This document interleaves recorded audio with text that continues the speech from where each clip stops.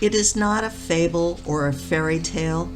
Even a child could understand my plea. That is why I speak loudly and vehemently. I am outraged to see how those who wield power, supported by uniforms and boots, see us as nincompoops, weaving narratives of a distorted history as if nothing had been there. Their very accommodated stories build paper monuments to their heroes of today, the same birds of prey who turned their country into a vulgar bordello. I can't manage to understand how man, with all his knowledge, values a weapon or a piece of land more than a human being's life. It takes a lot of effort to try to understand and grasp why is it necessary to arm and kill a world that should be loved. I need to point out that I cannot accept nor justify the concept that has enveloped us for millennia, that we can take a life just because someone says so. It is really confusing and nonsensical, having taught us that killing is a sin, and only God is who decides. Unless we have been deceived, then who do we believe? Someday, I would like to know if anyone can do the math. Since man has ruled the earth, what has been the amount expended in wars? I suppose it is incalculable, that amount misspent by delirious men, believing themselves to be great, competing to create the most lethal weapon, then going out to kill innocents without mercy, covering all mankind with a shroud, then joyfully call this having the upper hand. It is not normal that in the name of peace, man has had to suffer, and so many millions die at the whim of a few madmen, believing themselves superior to others.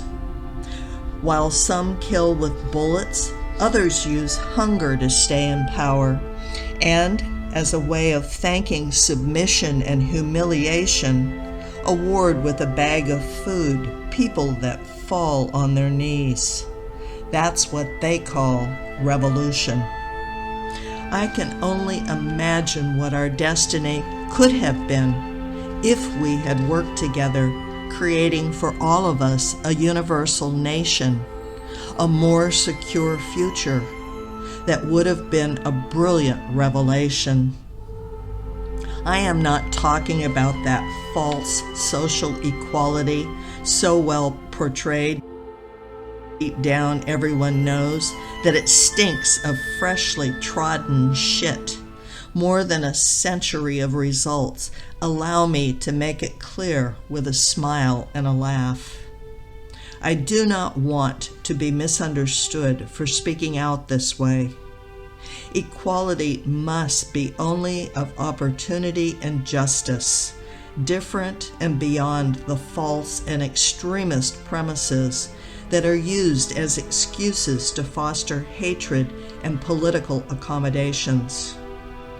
We are living at a crossroad, depleting resources, eroding grasslands, burning millenary forests, poisoning our waters, and yet we avert our gaze. Soon nothing will be left.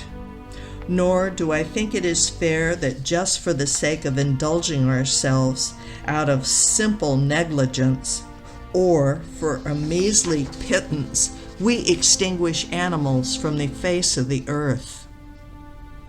I feel immense pain. I even shudder what they're doing to man, that entrapped in a network, enclosed in a phone, without realizing he is now simply data and being put up for sale. They take away our names, turn us into ones and zeros.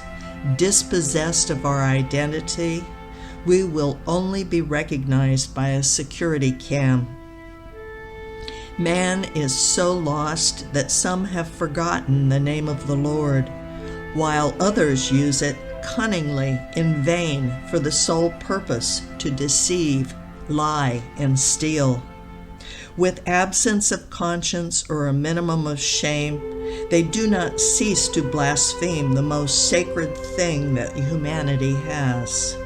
For them, it is only a macabre game that someday they will have to pay. I see hatred and violence with an overdose of indolence.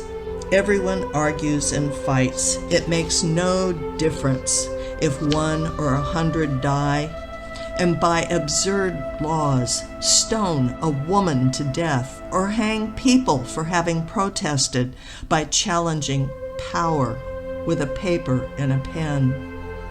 So I wonder, what is the master agenda? A world of desolation? To be kings of androids, playing gods, incubating a new being, obedient and compliant? Enough of this deception. We have been made to live in a bizarre world that no one can decipher. This madness makes us seem like a pathetic herd. Those who take care of us, soulless beasts, disguised and smiling, lead us to a slaughterhouse with songs and distractions. To be silent now out of fear or cowardice will grant them success. We must act with boldness so that humanity may one day live in brotherhood and joy. This is today.